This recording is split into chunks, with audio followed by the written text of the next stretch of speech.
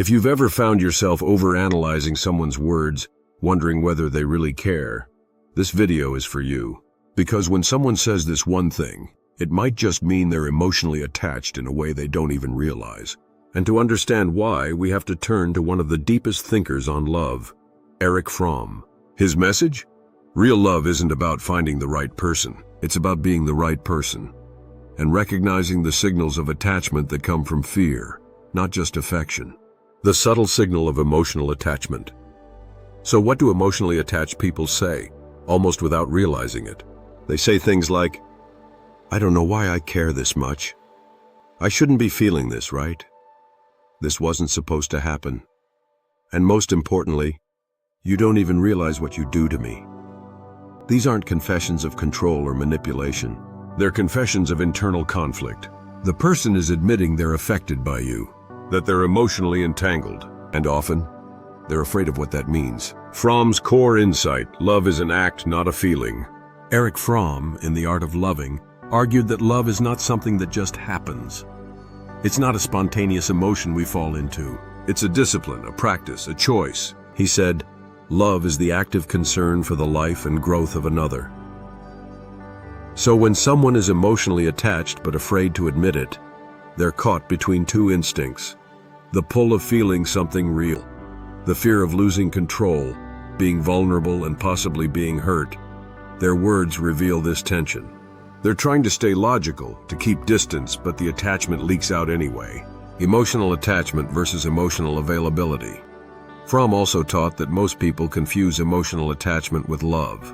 Attachment is need-based. Love is freedom-based. Attachment says, I need you to be okay. Love says, I want you to grow, even if that means without me.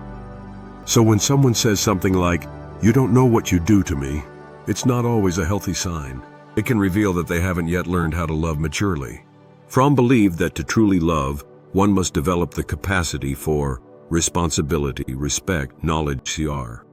Without these, emotional attachment becomes possession. And possession often leads to suffering. How to recognize mature love.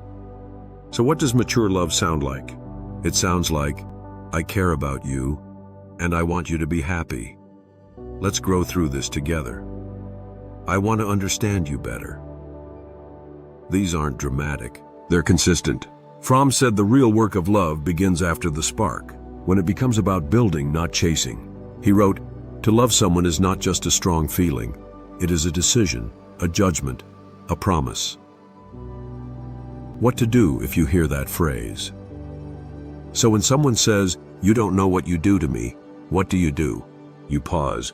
You don't rush to answer. You don't take it as validation or warning. You listen.